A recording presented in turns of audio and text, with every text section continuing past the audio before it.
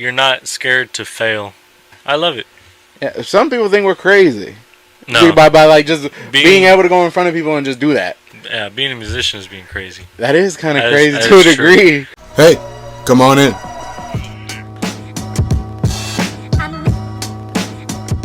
Just do it. I think that's one attribute that made you so virtuoso in all these. Like, do you think there's any other attribute you have that made you so virtuoso in all these different fields of music? I like to know things. I like to gather information a lot. Like, as far as anything really, like I started a new job and I just want to learn different positions and all that. And then people notice that, like, the higher ups are like, oh, he doesn't just work just for the money. He wants to learn things. Yeah. So that kind of helps with life in general. Yeah, because you're able to go through each and everything a little bit more smoothly. Just like tying back to like concert music. Yeah. You're not scared to fail. Just like if it's like you ask a question and you feel like, oh, is that a stupid question? No, ask the question. Yeah, I'd rather ask. Yeah, I'd rather ask. I'd rather ask and be wrong, because if I'm wrong, someone could probably direct me right. Yeah, that's or I could find an even more wrong answer that's not the right answer. Steer away from that. Yeah, steer away from that one. So like it goes each and every way. And that's what I'm not really scared to be like, oh, that was a stupid question. Okay, I just asked a question. Yeah. You know? And that's how I get this information. And just like playing out in concert music, people are scared of playing in public. I love it. Yeah. I love it. Yeah. Some people think we're crazy.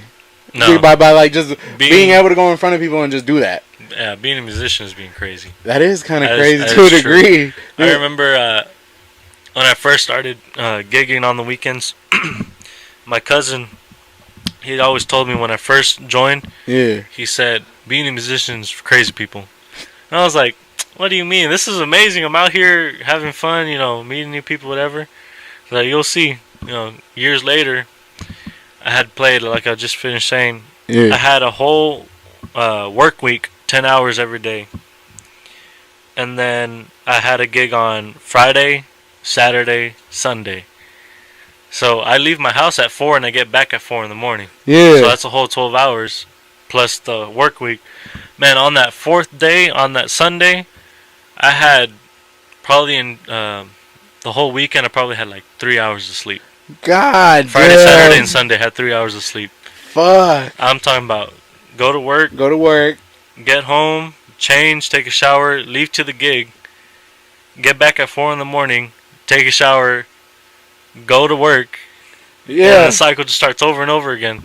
On that fourth day, man, I felt like I was brain dead, dude. I was so unbelievably tired. I've never felt that, how tired I was before. Damn. And like there's a certain amount of brain power we need to have, because like I remember like the explanation either you or OCL gave about the kind of subtle communication. Like we kind of touched on it when you pick up on anxiousness like between each other, but musicians, they also kind of have this subtle language between each other to either read each other, say, hey, let's keep going, or hey, this part, or hey, let's do this, or like reading, keeping time. All that kind of works into play.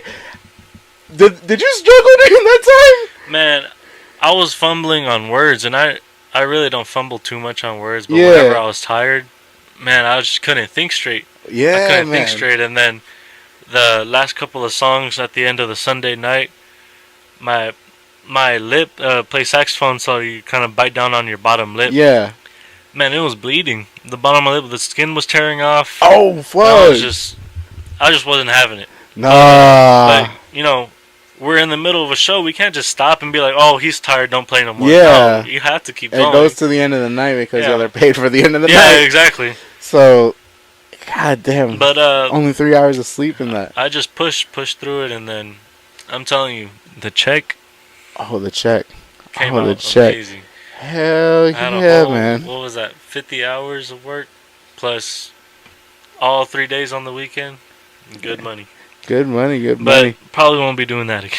Yeah. I mean, you have to be a little bit crazy to do that. There's some crazy attributes you need to have, like from loving it to wanting to do it, and then even, just knowing, too, because that's kind of a freeing thing, too. I would have, like, that's a way I didn't think think about, but that is kind of a cool thing because you are knowing different things, different outlets. You're seeing people every goddamn day. You're going to different places, and you learn to work, and you also keep in touch because the part of that business, like whether it's acting, music, it's all word of mouth. It's all relationships. Yep. It's all building that and knowing people. You see, because you can have all the talent and not know nobody. Yeah, but then once you know one person, you could be, you can open another door. That leads to different things. That's the thing that I got lucky on is whenever I moved here, since my band has been going on for such a long time, they've already established previous relationships with bar owners, hall owners, families, to where we don't have to worry about, is there a gig next weekend? Oh yeah, of course, because we've been playing for these same clubs for a long time, and they already know.